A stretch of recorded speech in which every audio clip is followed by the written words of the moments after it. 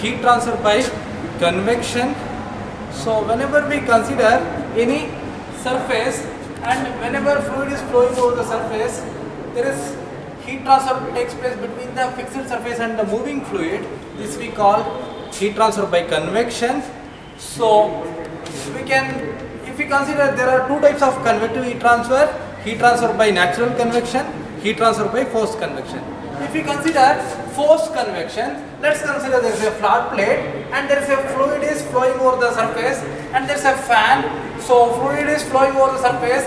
Because of the temperature difference, we can observe here there is a thermal boundary layer develops. Because of the velocity gradient, we can observe there is a velocity boundary layer develops.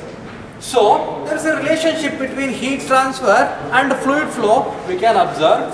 So whenever we consider forced convection,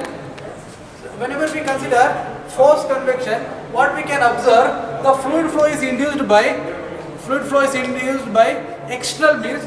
There may be a fan or blower, there may be a pump. So the velocity will be high. So we can observe that heat transfer by convection is faster because of the fluid velocity is high. So if we consider Newton's law of cooling states that heat transfer by convection is directly proportional to surface area and difference of solid and fluid temperature. So here this same equation we can write Q is equal to HAS TW into TW minus T infinity.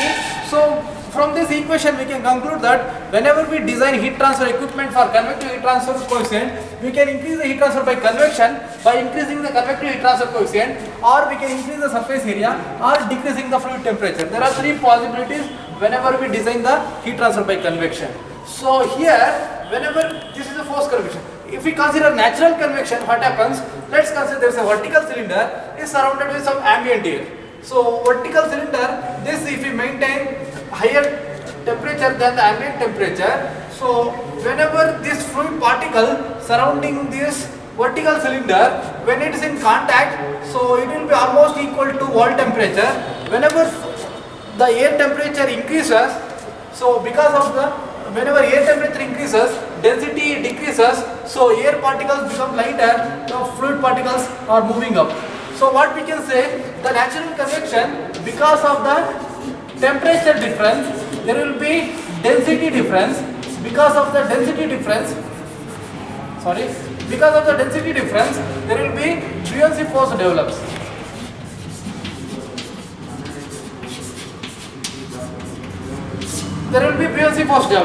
Because of the buoyancy force, the fluid particles are moving up. So we can observe that the fluid velocity is very small. This we call heat transfer by natural convection. So in natural convection, the fluid flow is induced by buoyancy force. Because of the temperature difference, there will be density difference, there will be buoyancy force develops. So this kind of heat transfer we call heat transfer by natural convection. Same equation we can use and calculate heat transfer by natural convection. Same Newton's law of cooling we can use it. So what we do in our experiment in natural convection, we have some vertical cylinder. In the hollow portion there is some electric heater is fitted here in the hollow portion. So heat transfer by conduction in the radial direction takes place. So this surface temperature will be higher. So this vertical cylinder is surrounded with ambient air. So because of the wall temperature is higher, it is surrounded with ambient air, there is heat transfer by natural convection.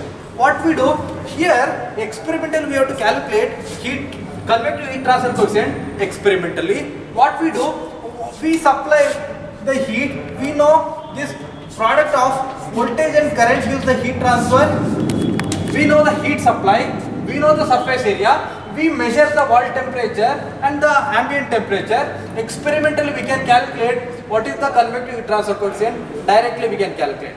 So and also we do theoretical calculation. What we do, we know the wall temperature, we know the ambient air, so we have to find mean film temperature. For this mean film temperature, we have to find fluid properties like density, kinematic viscosity, specific heat, thermal conductivity, Prandtl number. If we know this, we can calculate Grashof number. So I have to tell what is Grashof number. Grashof number indicates the flow is laminar or turbulent. It is similar to Reynolds number. For natural convection, Grashof number plays the same role of Reynolds number. So we can decide flow is laminar or turbulent. So based on the Grashof number, we have to select the Nusselt number correlation for vertical cylinder. We have to select. So if we know the Nusselt number, we can calculate convective heat transfer coefficient. Theoretically we can calculate. So we have to see that experimentally what is convective heat transfer coefficient, theoretically what is the convective heat transfer coefficient. So finally we have to compare what is the percentage deviation between experimental and theoretical results. So this is the overview of natural convection experiment.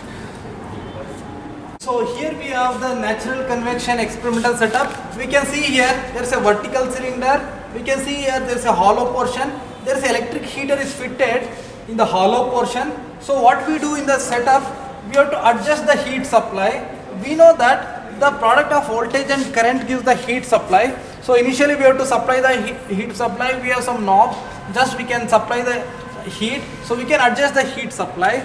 So and also here we have provision to adjust the angle. We can make it horizontal cylinder, we can make it inclined cylinder, we can make it vertical cylinder. So we have to find experimentally and theoretically what is the convective heat transfer coefficient. So what we do here, we can observe here there are thermocouples are fitted. It is fixed on the surface of the cylinder. So whenever we supply in the hollow portion, there is electric heater. So this surface is getting heated up. There is in the radial direction there is heat transfer by conduction. So here what we do, we measure the temperature on the surface.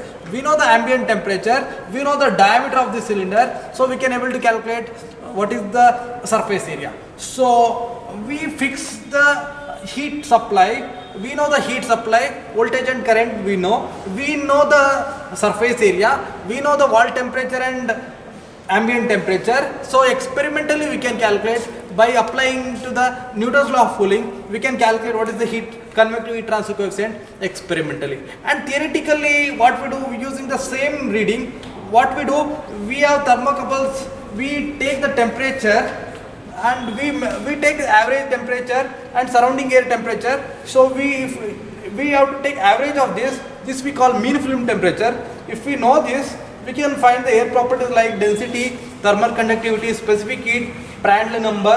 If we know this, we can calculate what is the Grashof number. If we know this Grashof number, we can decide flow is laminar or turbulent. So if we know this, we can find Nusselt number for vertical cylinder or horizontal cylinder or inclined cylinder we should find. So then we can find what is the convective heat transfer coefficient. Finally we should see that what is the percentage deviation between experimental and theoretical values. So we can see here, we can adjust the angle of position, these things we can adjust. So we can see here the angle of inclination we can vary to 90, 60, 45, 30. Like this we can adjust, we can make it horizontal, vertical or inclined. So here we have to see that, we can see the temperatures, we can see here. T1 to T5 is the temperature on the surface, T6 is the ambient temperature that we are going to measure. So these are the things, just we have to supply the heat input, we have to wait until it reaches steady state condition, note down the temperature readings, then we can calculate experimentally and theoretically convective heat transfer coefficient. This is the actual overview of this free convection experiment.